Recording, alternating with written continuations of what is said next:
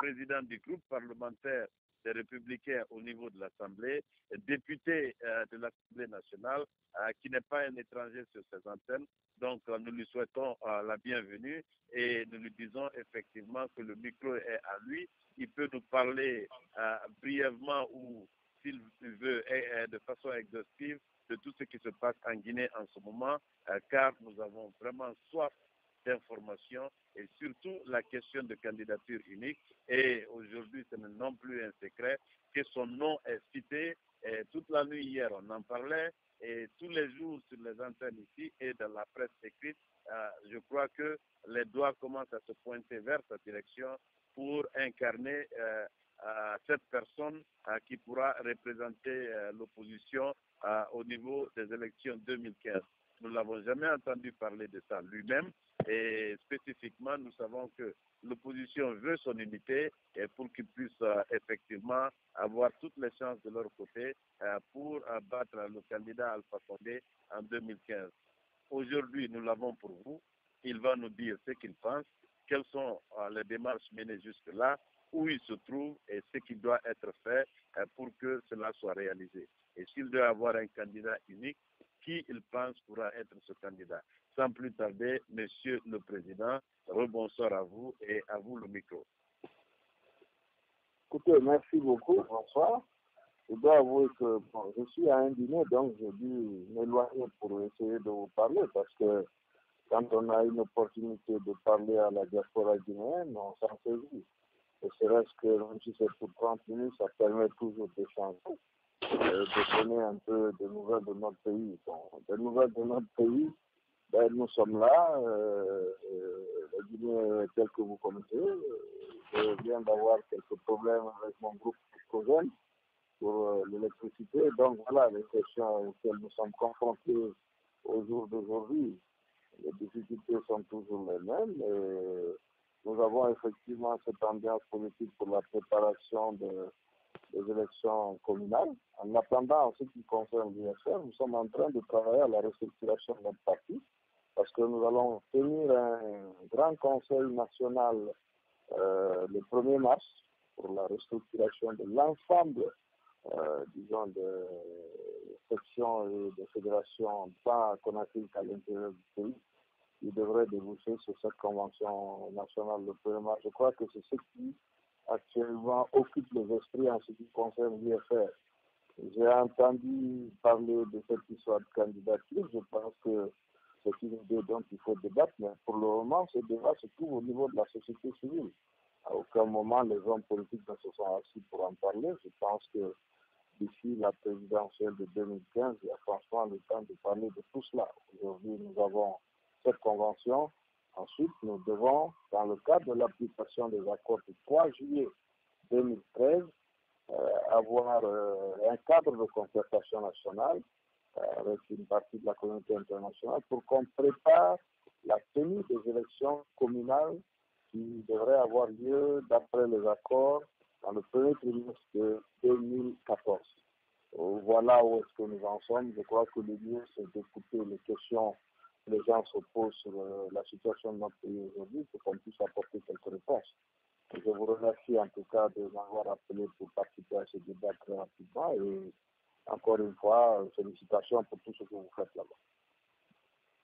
Merci, Monsieur le Président. Effectivement, nous apprécions le temps que vous nous donnez et compte tenu de la situation aussi. Maintenant, une autre question directe avant de passer aux auditeurs. Beaucoup d'encre et de salive se coulent en ce moment par rapport à la demande, si il y a eu demande officielle des députés d'avoir un salaire mensuel de 25 millions de francs guinéens par mois, compte tenu de la situation particulière de la Guinée. Donc, beaucoup de personnes trouvent que c'est anormal, ça ne doit pas se demander du tout, c'est trop, car même les ministres n'ont pas ce salaire. Mais il y en a qui disent que dans des conditions normales, 25 millions peut être même insuffisant, on pouvait faire plus. Maintenant, on voudrait savoir qu'est-ce qui se passe, est-ce que ça a été une demande de votre part, ou bien je veux parler des députés, et si tel est le cas, est-ce que c'est toutes les parties qui forment l'Assemblée aujourd'hui Je parle de parti ici, je veux parler de la mouvance de l'opposition. Est-ce que vous êtes tous consentants pour qu'il y ait ce montant comme salaire, ou bien c'est juste quelques personnes qui disent et qu'en est-il et qu'est-ce que vous attendez et qu'est-ce que vous croyez qui peut être vraiment un salaire acceptable pour les députés en tenant compte de la situation particulière de notre pays? Écoutez, merci. Je crois qu'il y a effectivement beaucoup de bavardage au sujet de cette affaire de salaire. Il faut tenir compte effectivement de la situation de notre pays. C'est un pays non seulement pauvre, mais qui est en voie d'appauvrissement. Vous êtes au courant que nous avons eu un des taux de croissance le plus bas, ici en Afrique de l'Ouest, que nous avons fait moins de 2% en 2013, la prévision de 2,5% ne tient pas. Ça veut dire que nous appauvrissons comparativement à une population qui croît de plus de 3% avec une inflation à 2 chiffres. Donc, je sais que nous avons des difficultés. Le budget de l'année dernière a tenu de moins-value de recettes de 1400 millions. Ce n'est pas encore une preuve suffisante puisque l'activité économique est vraiment active dans notre pays actuellement et que nous n'avons pas de revenus. Mais il faut comparer ce dont on vous parle à ce qui se dépense par ailleurs, notamment au niveau de la présidence de la République. Les chiffres qu'on donne sont de près de 365 milliards, mais en réalité, je peux vous affirmer que c'est 3 fois plus. Quand vous prenez simplement les locations d'avions effectuées par la présidence en ce moment, vous avez de quoi calculer quelques milliards de francs guinéens. Le problème des salaires n'a pas été encore évoqué en plénière. Il s'agit d'informations qui circulent comparativement à ce qui se passe ailleurs. Je crois que certains députés sont en train de faire une proposition qui n'est pas en discussion dans une commission. Et je dois avouer, je ne sais pas d'où vient ce chiffre, parce que c'est impactant, mais moi j'ai entendu d'autres chiffres aussi, et c'est moins que cela. Et puis tout d'un coup, aujourd'hui à la radio, on me dit non, il paraît que non, il n'a jamais été question d'un débat parlementaire où cette somme a été indiquée comme étant le salaire que les députés souhaitent avoir. Et n'oubliez pas qu'à l'Assemblée, il y a toute forme de députés, ceux qui sont majoritaires et ceux qui finiront par prendre la décision. Alors, en attendant, il n'y a pas de salaire de députés arrêtés, il n'y a même pas de proposition officielle venant d'une commission, et pour le moment, beaucoup de suivi. Voilà, merci Monsieur le Président. Et juste avant de passer aux auditeurs, nous voulons avoir des clarifications par rapport effectivement à cette question de candidature unique. Est-ce que vous croyez que ce serait la meilleure solution pour l'opposition de pouvoir battre le candidat Alpha Condé en 2015? Si tel est le cas, vous nous expliquez dans le cas échéant. Dites-nous, et honnêtement, votre nom est souvent cité comme étant la personne susceptible de pouvoir avoir toutes les chances pour battre effectivement le candidat Alpha Condé s'il y a candidature. Écoutez, je vais commencer par vous dire que ce débat est un débat à votre niveau, c'est-à-dire au niveau de la société civile et surtout au niveau des réseaux sociaux. En général, nous, en discussion, ne sommes pas très présents dans ce secteur pour des tas de raisons. Des raisons de promotion, de connexion, de réfléchissement, tout ce qui s'ensuit. Au niveau des petits politiques, l'idée a été avancée par les uns et les autres. Mais je dois dire honnêtement, on s'est juste contenté de l'avancer. Pourquoi? Parce que nous estimons que compte tenu de la situation de notre pays, il est temps de penser à l'avenir, de se dire, attention, est-ce que nous pouvons continuer de cette manière? Nous avons eu des fluctuations, comme je l'ai dit, qui nous placent parmi les pays vraiment de moins en moins avancés. On n'a pas de création d'emplois, on en a plutôt de destruction, l'activité économique ne fonctionne pas, la réconciliation ne marche pas. Nous avons 2 ans d'élections. Il appartient à tout un chacun de réfléchir et de se dire quelle va être la manière la plus acceptable pour affronter le candidat Alpha Condé qui est en face. Je crois que ce débat est un débat républicain, c'est un débat normal. Mais si vous me demandez aujourd'hui où est-ce que ça en est, je n'en sais rien. Les partis politiques n'ont pas encore discuté de cette question. Les élections présidentielles ne sont que dans 20 mois. Je dis, le débat en ce moment, au niveau de l'UFR, que disons, la recomposition d'un certain nombre de structures pour arriver à cette convention pour avoir donc le nouveau responsable et la préparation des élections communales qui vont avoir lieu officiellement, d'après nos accords, en fin mars 2014, peut-être probablement pas. Nous allons continuer de discuter de cette question de candidature. Je pense que d'ici la 2014, peut-être les idées seront un peu discutées là-dessus. En tout cas, moi, j'estime que ce serait la meilleure solution.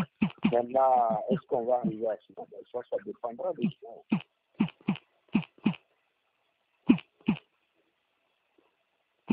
Voilà qui est très clair, Monsieur le Président. Et là, on est bien situé. Et seulement, nous allons vous demander d'élever un peu la voix et pour que vous puissiez vous faire mieux entendre. Donc là, je passe directement aux auditeurs en commençant par Monsieur Lamine Camara, qui est membre de la cellule de communication de votre parti allié à l'UFDG et qui se trouve du côté de Francfort. Monsieur Camara, si vous nous suivez, votre micro est ouvert. Allez-y pour votre question, s'il vous plaît. Merci, Chérif. Bonsoir. Voilà, vous aussi, on vous entend très mal, donc faites un peu plus d'efforts. On sait qu'il se fait tard. Bonsoir, monsieur Syria Touré. Bonsoir. Est-ce qu'à votre avis, l'opposition va correctement aborder les élections de 2015, si déjà 2 ans avant les élections, on commence à poser des questions de candidature unique, parce que je me souviens, dans les années 90, les mêmes questions se sont posées à l'époque entre Alpha Condé et Sirajo Diallo et Bamamadou, et tout le monde sait comment ça s'est terminé. Est-ce que ce ne serait pas mieux que chaque parti politique, surtout dans l'alliance que vous aviez avec l'UFDG, que chacun présente un candidat et que celui qui fera le score le plus élevé au second tour, que celui-ci soit soutenu par celui qui viendra après. Merci bien. Écoutez, je crois que d'abord, je voudrais rectifier un certain nombre de choses. L'UFR n'est pas un parti allié à l'UFDG. Nous avions des alliances électorales avec l'UFDG, ces élections sont terminées. Donc l'UFR a sa vie à part, l'UFDG a également sa vie totalement à part. Nous ne sommes pas présentés comme un parti allié de l'UFDG, loin s'en faut. Donc je voudrais vraiment que cette clarification soit finalement affrontée. L'UFR est un parti qui existe depuis, je crois, avant l'UFDG, et nous n'avons pas pour vocation d'être un parti. Ceci dit, je dis, il ne faut pas que vous me rameniez dans un débat qui va avoir lieu dans 20 mois. Aujourd'hui, ce sont les réseaux sociaux, la société civile, certains citoyens qui sont en train d'animer des débats à leur niveau. À aucun moment, au niveau de mon parti, nous devons être mêlés à ce débat de quelque manière que ce soit. Maintenant, quant à la manière dont on va aborder un tel sujet, je crois qu'il appartient à chaque pays, dans des époques bien déterminées, de faire en sorte de résoudre les problèmes qui se posent à eux. Il n'est pas dit que ce qui se fait après, c'est ce qui devrait se faire par ici. Il y a eu des cas où les gens ont fait, disons, des candidatures politiques. Il y a eu des cas où ils n'ont pas réussi à le faire. Je voudrais sincèrement faire comprendre que ce débat aura lieu le moment venu et que pour le moment, laisser les gens en débattre autant qu'ils veulent. Au niveau de mon parti, nous n'avons à aucun moment abordé cette question. Et c'est pour ça, pour le moment, la discussion qui est à l'ordre du jour chez nous. Voilà, merci Monsieur le Président, merci Monsieur Camara. Et d'un Lamine à un autre Lamine, nous prenons Monsieur Lamine Touré du côté de Milwaukee, tout en lui disant bonsoir. Monsieur Touré, vous avez le micro, s'il vous plaît. Merci, M. Chérif. Je crois. Bonsoir à grand frère Touré depuis Conakry. Bonsoir. Je crois, M. Chérif, je crois la partie concernant cette question de candidature unique est déjà gros parce que le président de l'IFR a clairement expliqué ce cas, mais ce que j'aimerais savoir maintenant, et ce qui n'est pas expliqué, c'est que le candidat de l'UFDG est en train pratiquement de clamer la victoire pour une élection qui attend encore 20 mois, alors que sur les réseaux sociaux, la candidature unique du leader de l'UFR est sollicitée par la plupart des Guinéens de l'opposition qui disent que M. Syria Touré a les qualités, parce qu'il faut reconnaître qu'il a les qualités non seulement de pouvoir avoir les militants des autres partis de l'opposition, mais être capable peut-être de tirer ailleurs pour pouvoir combler le trou afin de faire face au président Alpha Condé. Donc la situation, c'est à ce niveau, mais je pense que...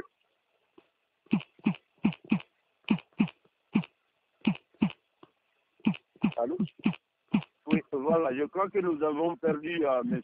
Lamine Touré et nous avons compris essentiellement, voilà, allez-y. C'est pas une question, il a fait un commentaire sur ce sujet. Voilà, il a fait. Comme me focalise sur ce sujet, je ne peux pas être focalisé là-dessus, bien que c'est l'homonyme de mon papa. Lamine Touré, bon, c'est très gentil.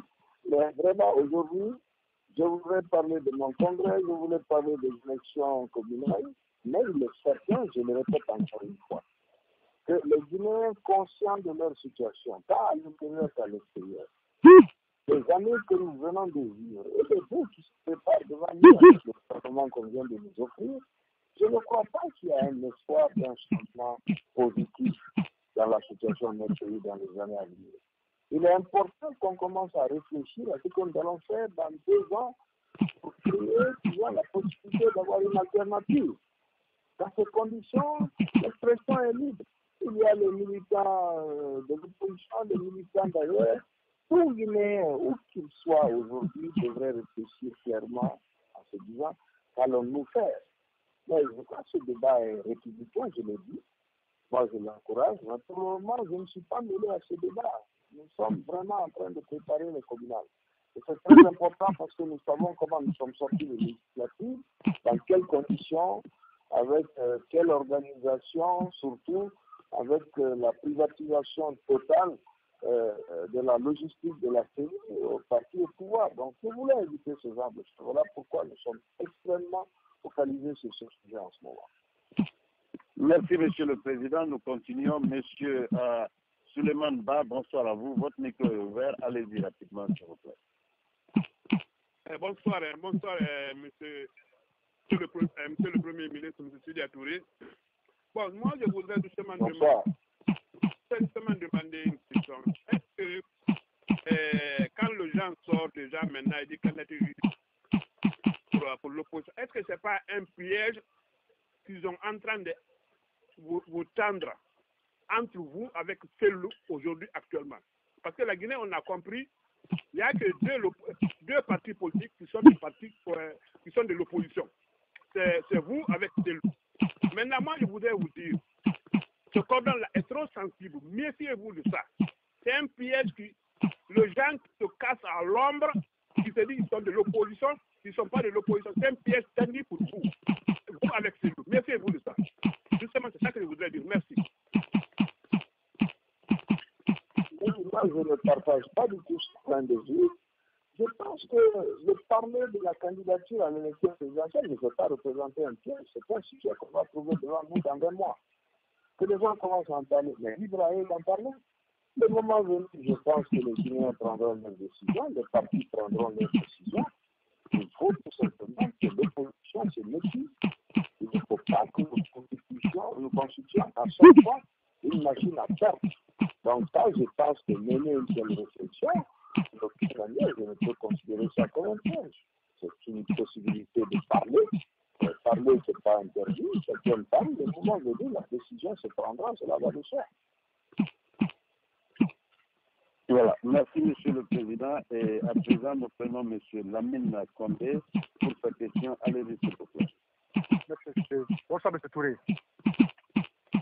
Bonsoir. Voilà, et M.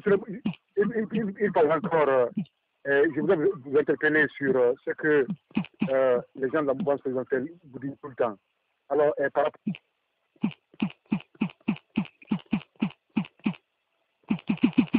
Allô, monsieur Chéri?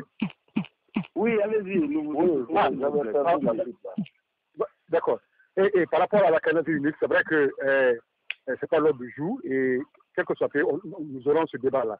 Mais avant, on vous a tout à l'heure dit que c'est Lou dit partout qu'il est le meilleur candidat. C'est archi faux.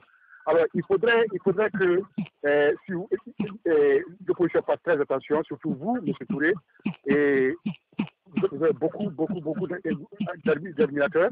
Alors, il faut faire attention, ces gens-là, ils sont en train de vous... ils cherchent à vous faire glisser sur un terrain pour que vous soyez en dépassage ou en désaccord avec ces loups. Il faut faire attention, nous sommes derrière vous, et je pense que vous, avec Alpha Condé, il n'y a pas de débat. Monsieur Selou, Alpha Condé, il n'y a pas de débat. Même chose, le dernier Guinéen qui va se retrouver contre Alpha Condé, il va battre Alpha Condé. Alors, je voudrais vous dire, monsieur Touré, que M. Alpha Condé, quand il est à l'étranger, il représente la Guinée au niveau des institutions. Alors, quand il dit que la Guinée va envoyer des soldats, ou bien il faut passer à l'offensive, il faut attaquer tant. M. Touré, moi j'ai tout le temps dit que Alpha Condé n'est pas diplomate. Il n'est pas le représentant ni le porte-parole de l'Union africaine ni de la CEDEAO. Alors, il devrait en tant que premier magistrat du pays, toujours se prononcer dans le cadre de l'Union africaine ou de la CEDEAO. Mais Alpha Condé est en train d'engager aujourd'hui la Guinée. Et vous vous rappelez que M. Touré, l'interview qu'il a accordée à France 24, la dame lui a posé 2 fois la question. M. Alpha Condé vous demandez à utiliser la force en Centrafrique. Est-ce que vous n'avez pas peur, si vous voulez, d'une contagion dans votre pays? À 2 reprises. Il dit oui, c'est vrai. M. Condé, M. Touré nous a dit qu'il avait très peu de temps et essayons de raccourcir. Ah, d'accord. Une réflexion. Alors, est-ce que Alpha Condé n'est pas en train d'engager la Guinée ou la sous-région dans l'élan du terrorisme, M. Touré? Le problème, la Centrafrique, c'est loin de nous. Je ne pense pas que nous allons envoyer des troupes en Centrafrique parce qu'il y a l'équivalent de la CEDEAO en Afrique centrale. C'est qui déjà ce problème.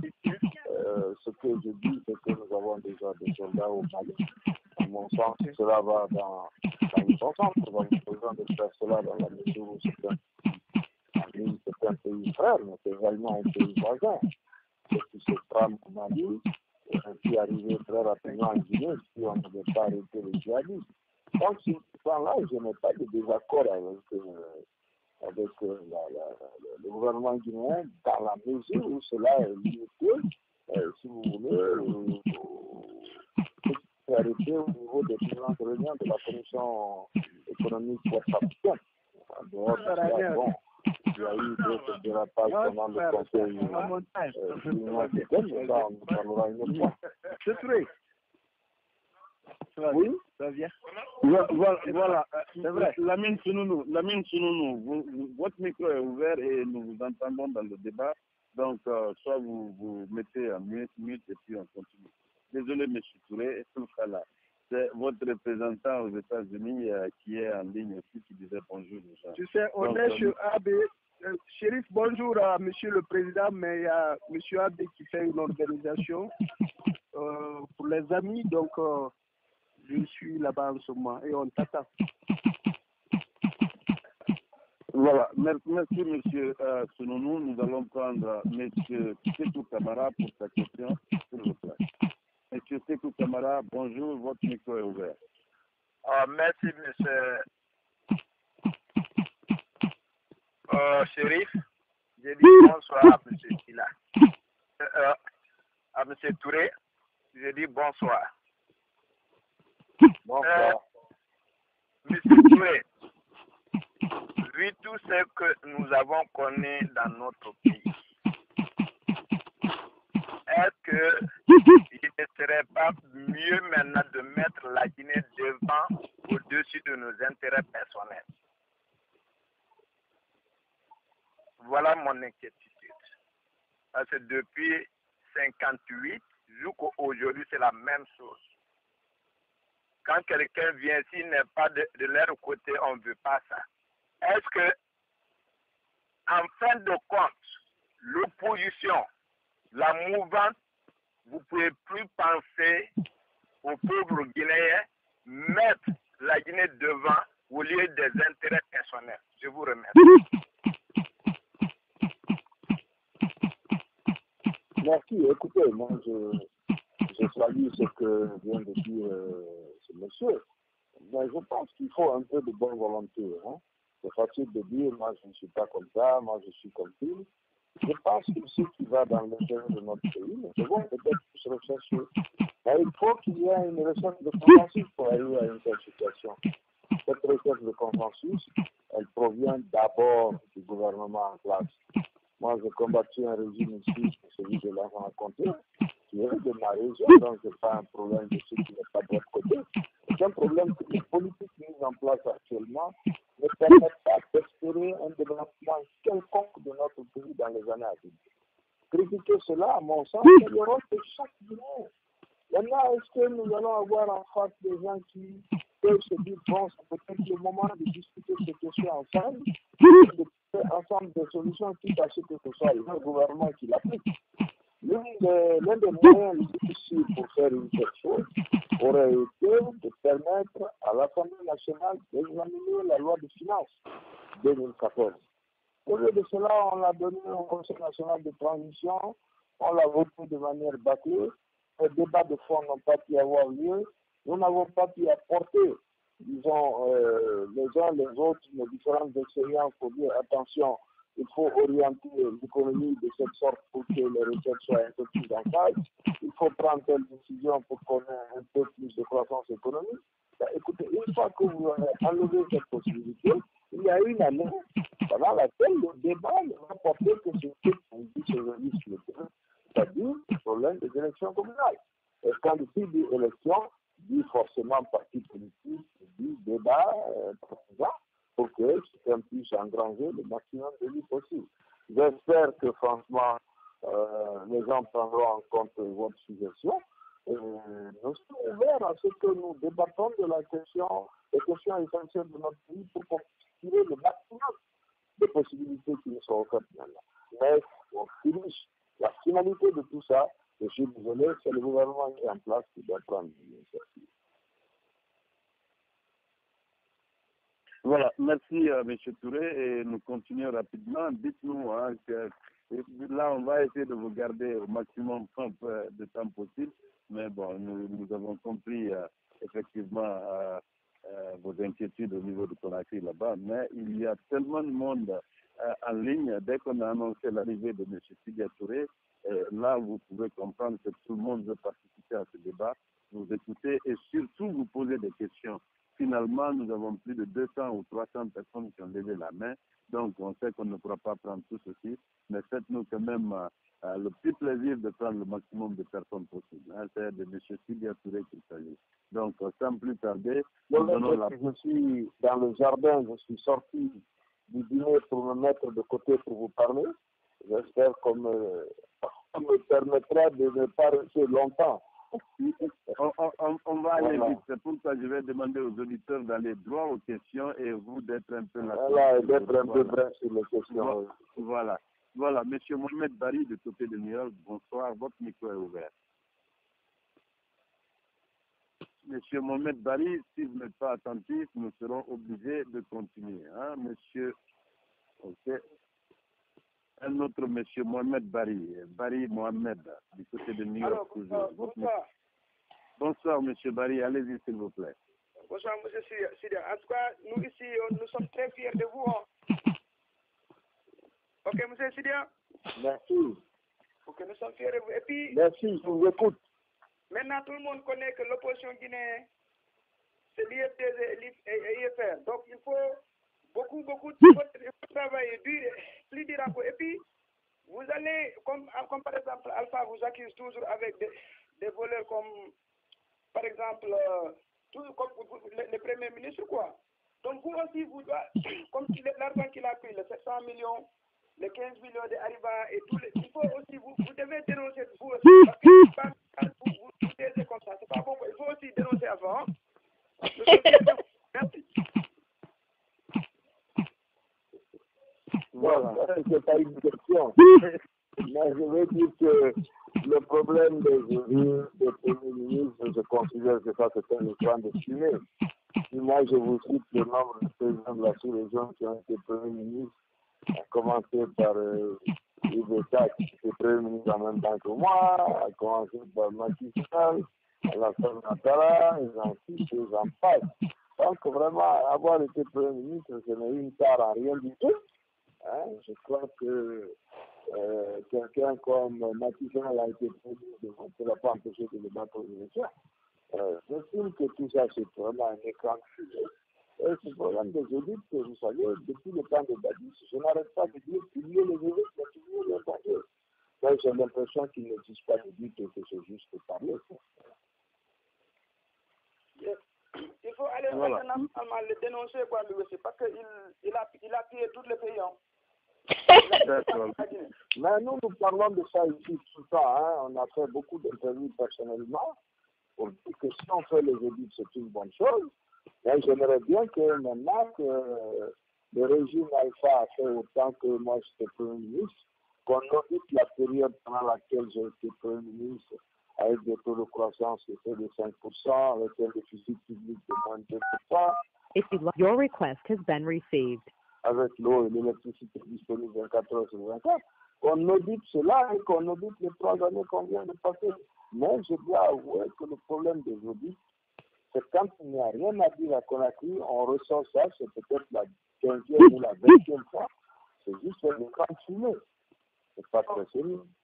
Parce que vous savez, toujours Alpha dit c'est le voleur qui fait le voleur, right, n'est-ce pas? Donc, parce qu'il a pillé le pays, maintenant c'est pour cela qu'il vous accuse. Donc, il ne faut pas le laisser faire. Il faut aussi dénoncer international et national tout. Il faut montrer les gens, parce que la Guinée est finie presque déjà. Il a tout gâté. Ok, merci M. Barry, il faut qu'on passe aux autres. Hein. Merci, je crois merci beaucoup. Voilà, merci à vous. Voilà, nous allons aller du côté de la France et prendre ma petite chérie et la Benjamin à moi. Unmuted. Khadija Jabia. Bonsoir, Madame Khadija, comment allez-vous? Allô? Voilà, Khadija Jabia, voilà, bonsoir à vous et votre micro est ouvert. Bonsoir, Chérif. Bonsoir à M. Touré qui nous fait honneur aujourd'hui sur la radio Grand Forum. Donc, moi, je viens brièvement, en fait, pour juste une petite précision parce que, comme vous savez, il y a pas mal d'encre qui coule sur les réseaux sociaux en ce moment par rapport à cette somme avancée de 25 millions concernant le salaire des députés. Et M. Touré, il s'est prononcé au début dessus, je sais, mais j'aimerais en fait juste une petite précision, sachant que sur les réseaux sociaux, certains députés de l'IFR sont venus se prononcer là-dessus et défendaient cette position-là. M. Touré nous a dit que la somme, il y a eu plusieurs sommes qui ont été avancées, mais quelle est sa position à lui à ce sujet? Est-ce que lui, il est pour que cette somme soit reversée aux députés? Est-ce qu'il souhaiterait par rapport qu'elle soit indexée sur le salaire mensuel du Guinéen lambda ou de la fonction publique? C'est une bonne question, merci. Bon, j'ai dit que les montants indiqués avaient été indiqués dans le cadre des commissions. Je n'ai pas de point de vue.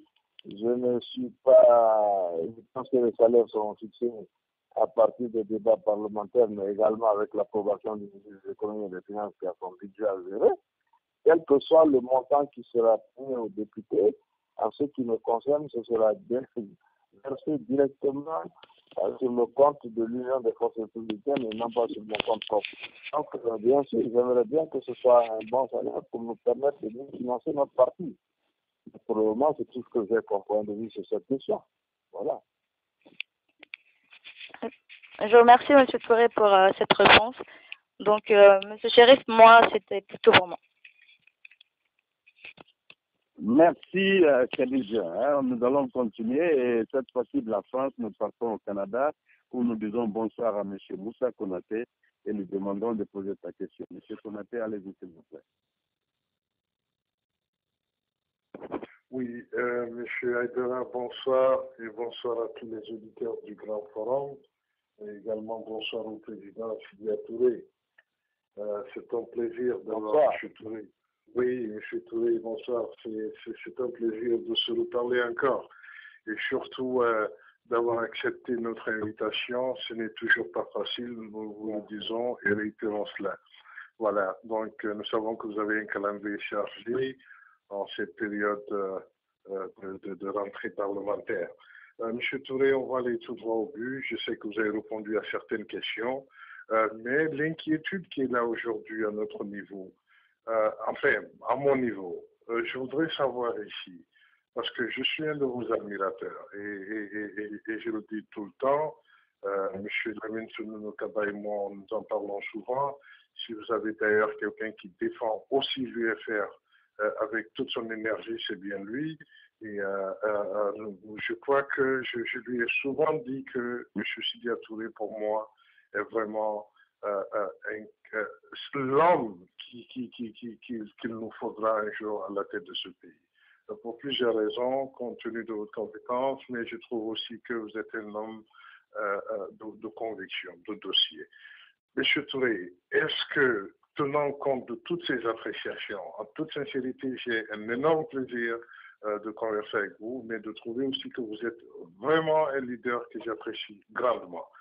En tenant compte de ces faits, est-ce que vous pourriez ici nous dire solennellement que, avec la nouvelle rentrée parlementaire, que vous n'allez pas faire de cette assemblée une assemblée d'opposition? Quand je dis assemblée d'opposition, je tiens compte du fait que vous aurez la possibilité de refuser certaines propositions de loi, où vous avez la latitude de refuser, de bloquer certaines positions de la mouvance présidentielle. Tenant compte du fait que cela pourrait aller dans le cadre de l'intérêt national, est-ce que vous pourriez nous dire ici très sincèrement que vous allez œuvrer dans le cadre du raffermissement des relations entre les Guinéens, mais également axé sur le développement de notre pays, en ne tenant pas compte de l'intérêt partisan de vos partis respectifs. Mais vous n'allez pas parler au nom de l'UFDG ou au nom du PPG. Je sais que vous allez vous adresser au nom de l'UFR, mais est-ce que ici, M. Sidia Touré peut nous donner ce sentiment d'œuvrer pour le développement socio-économique de la Guinée en siégeant à l'Assemblée nationale? Merci, M. Touré. Écoutez, moi, je vous remercie parce que bon, vous avez dit beaucoup de choses extrêmement gentilles. Je vous en remercie. Mais il y a un point que je ne comprends pas parce que ce n'est pas parce qu'on est dans un parti d'opposition qu'on ne travaille pas dans le sens des intérêts de la Guinée. Ce qui nous oppose au parti au pouvoir, c'est la manière de conduire cette politique de développement. Nous estimons qu'il y a beaucoup de choses qui se font qui ont tendance, si vous voulez, à freiner le processus de développement. Moi, je vous prends un cas bien précis. Nous avons eu plus de 200 millions d'euros de l'Union européenne en ce qui concerne le 10e FED. À force de regarder pendant 3 ans et ne pas vouloir organiser les élections dans des conditions transparentes, une partie de cet argent a été attribuée ailleurs et il ne nous en reste que 140 millions d'euros. Donc le fait de parler de ça n'est pas un blocage. Un vrai blocage pour le développement de la Guinée, je vais vous l'expliquer. Les financements, nous les avons.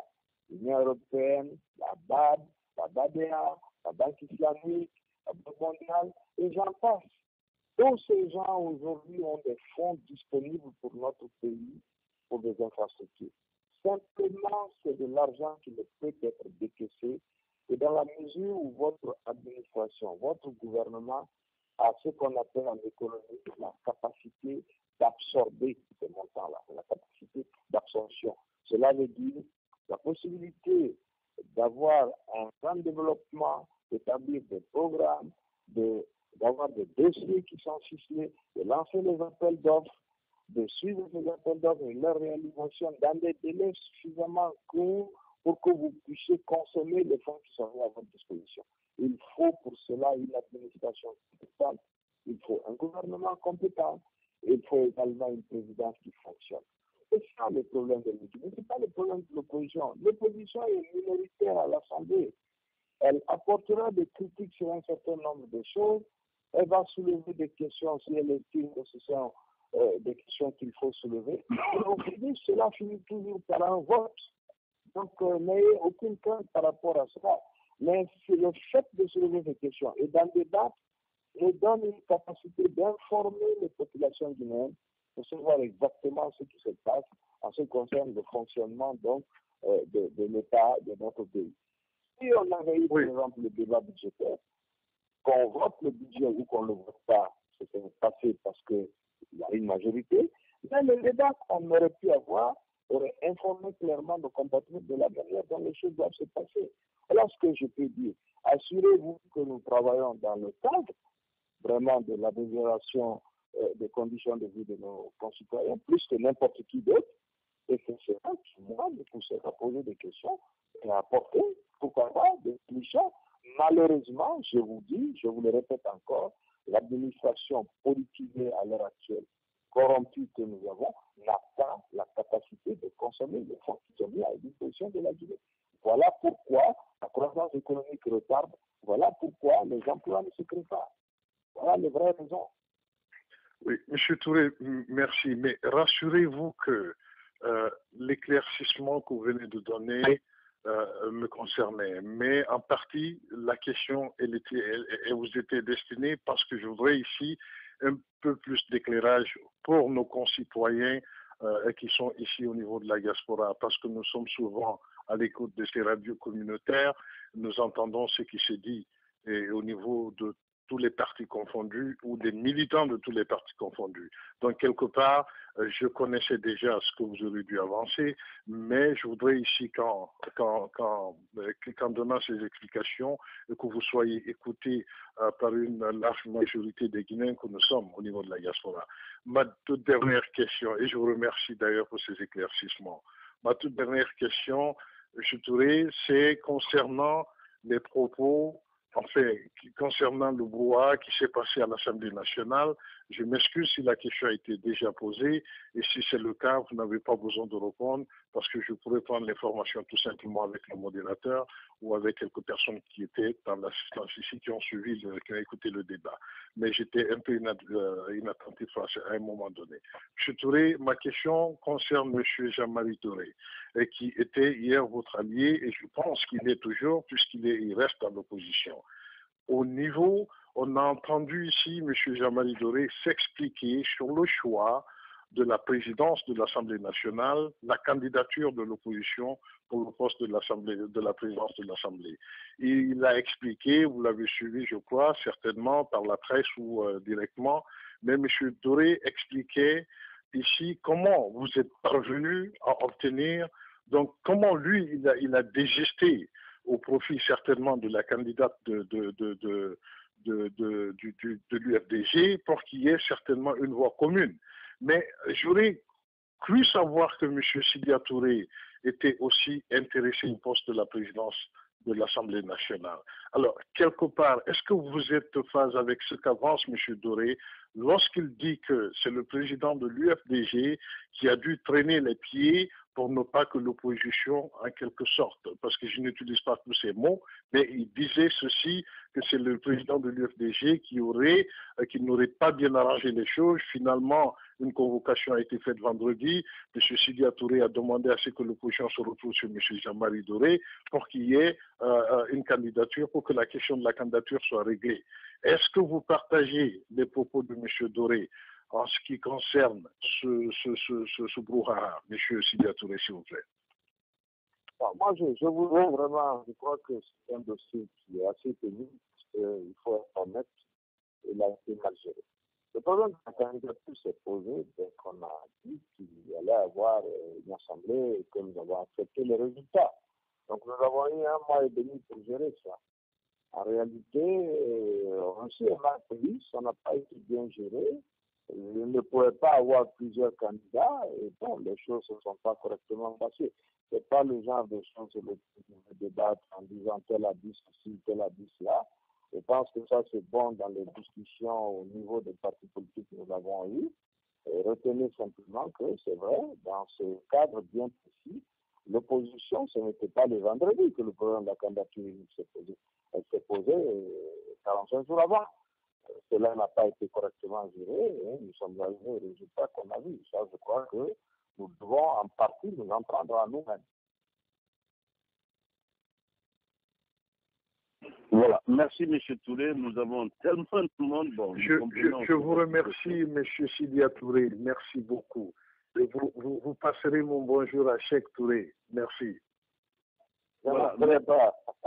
Voilà. Merci, M. Konaté. Restez avec nous. On aura le temps tout à l'heure de revenir à vous. Et en attendant, il y a tellement de monde, il va falloir quand même aller plus très vite. Monsieur Mamadi Kamara, bonsoir à vous. Votre micro est ouvert. Droit aux questions, s'il vous plaît. Et cela est valable pour tous les autres auditeurs. Comme ça, on pourra avoir le temps. Merci. Merci beaucoup, M. Chérif. Bonsoir, M. Touré. On est très content de vous recevoir ce soir. Je n'ai que deux questions à vous poser. M. Touré, vous comparez les premiers ministres, vous comparez à M. Ouattara, Ibeka, ainsi de suite. Mais ces premiers ministres ont laissé leurs traces, mais tandis qu'en Guinée, le club des premiers ministres... Je n'ai pas bien compris, hein, je n'ai pas bien compris. Ok, mais vous comparez à Ibeka et Ouattara et tant d'autres. Allô?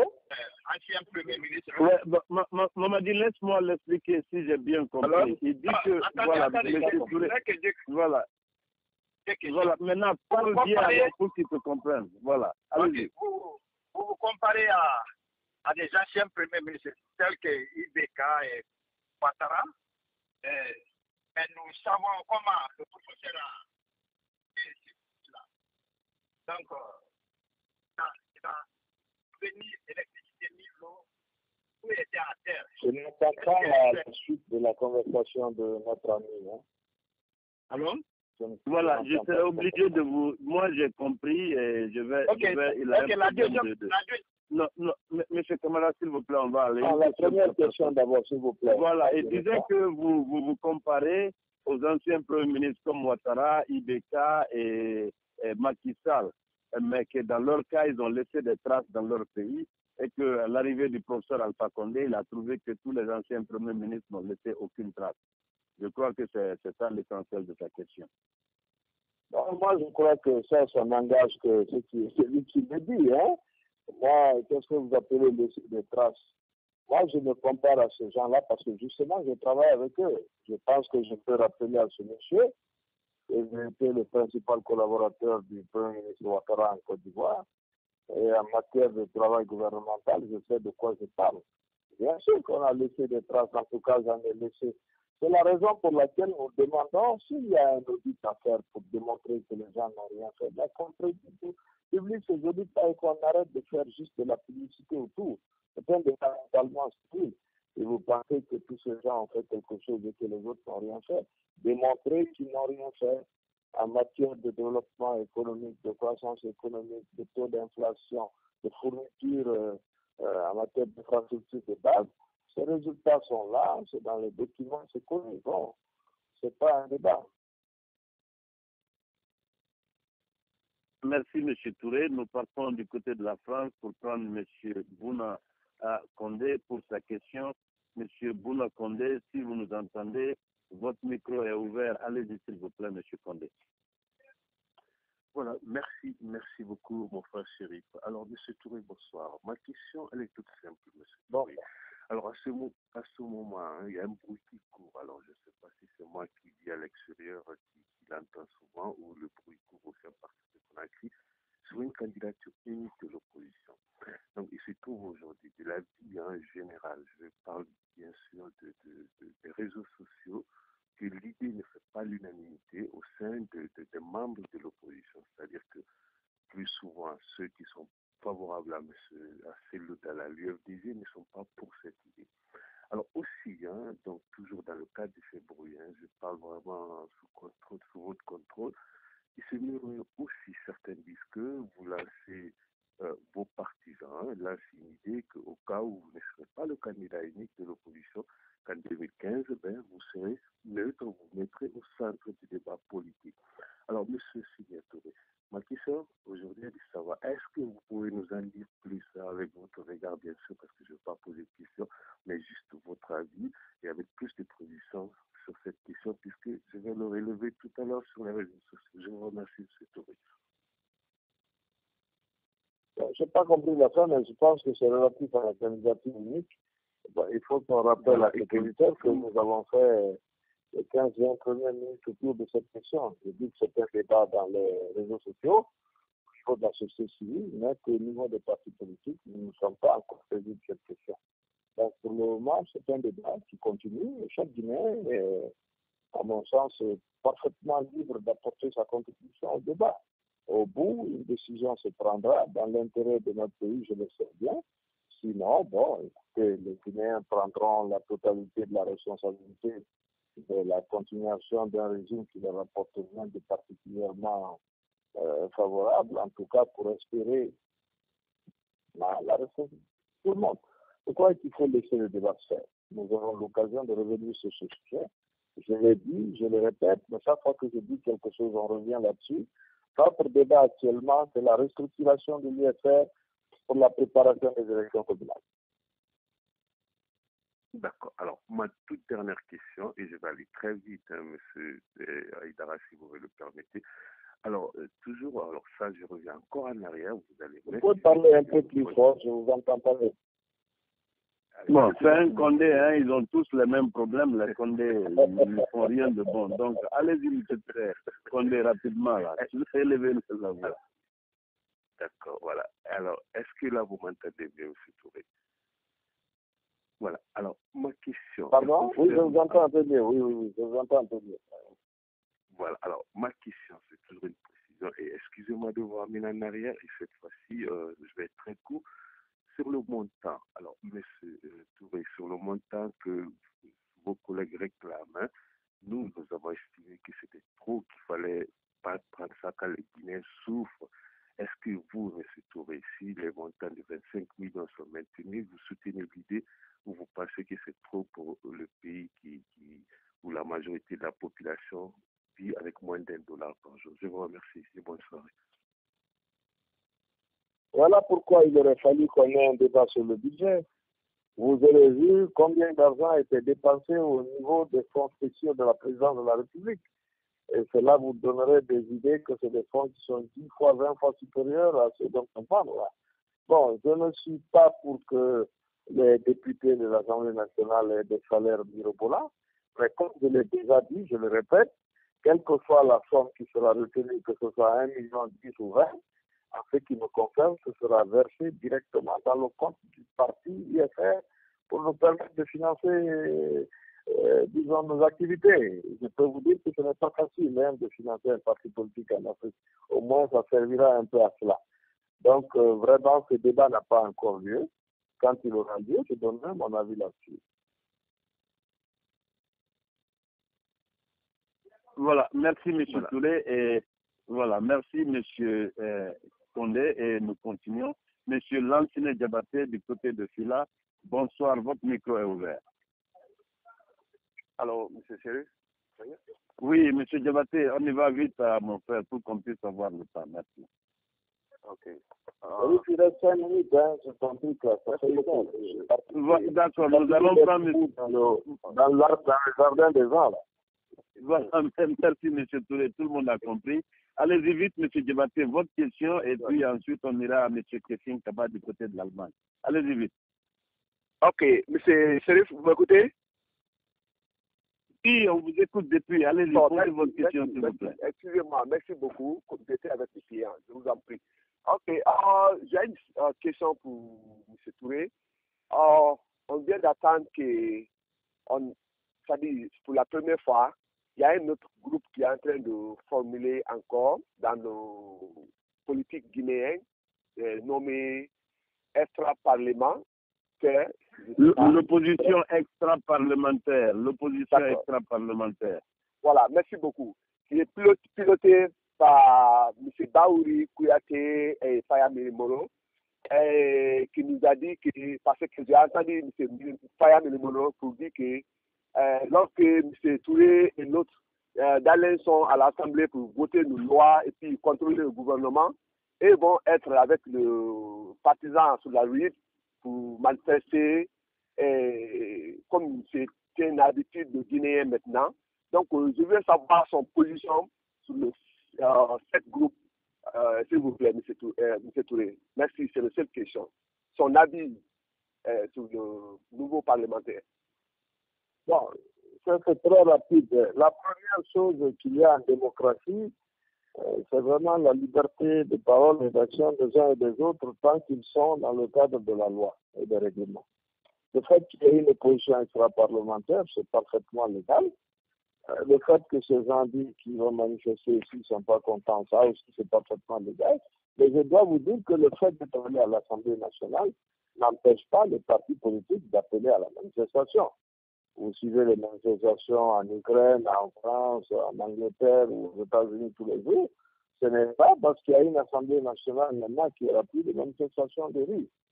La manière dont les manifestations doivent se passer doit évoluer, mais il est certain que c'est quelque chose, un élément précis qui est reconnu dans la constitution de notre pays et qui ne disparaît pas pour autant. Quant à ceux qui veulent créer une opposition extra-parlementaire, je dois avouer que c'est parfaitement légal. C'est tout ce que je peux en dire pour le moment.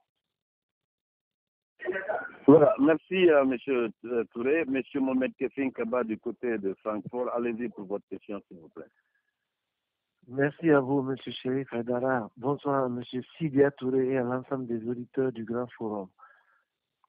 Très rapidement, oui, M. Touré, les deux questions que j'ai pour vous, une question en deux volets. La première, c'est concernant votre, on va dire, prise de conscience politique. C'est vrai que lors des semaines qui ont précédé le second tour de l'élection présidentielle, vous avez dû faire face à beaucoup de difficultés dans la gestion de vos militants et finalement votre base n'a pas totalement suivi votre choix. Et de ces difficultés, vous avez tiré beaucoup de leçons et nous avons vu que ces leçons ont été serviables puisque lors des élections législatives, vous avez fait un très bon comeback au moment où tout le monde taxait votre parti de 100 militants.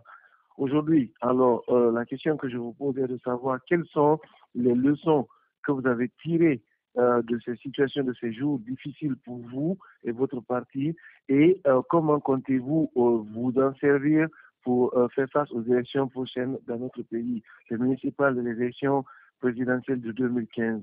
Première question. Et la deuxième question, c'est concernant l'Assemblée.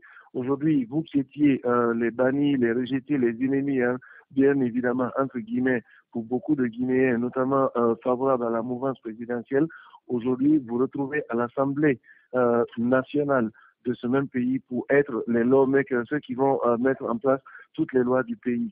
Alors, bien que les sessions n'aient pas officiellement commencé, quelles sont quelques réformes, par exemple, ou quelques propositions de loi qui vous tiennent personnellement à cœur? Oh là là, ok, j'ai compris. Press star pound for user options. Voilà, bon, vous avez dû comprendre que vous avez compris que nous l'avons perdu et ce que je vais faire, c'est essayer de le ramener pour qu'il réponde à votre question et prendre M. Kamo Koukandé et le dire au revoir. Hein. Donc, souffrez un peu, M. Kaba, je vous prie de continuer à garder le débat pendant que j'appelle monsieur. S'il vous plaît, prenez la main, M. Kaba. Très bien, d'accord. Merci à vous, M. Chérif Haïdara. Bonsoir une fois encore à tous les auditeurs du Grand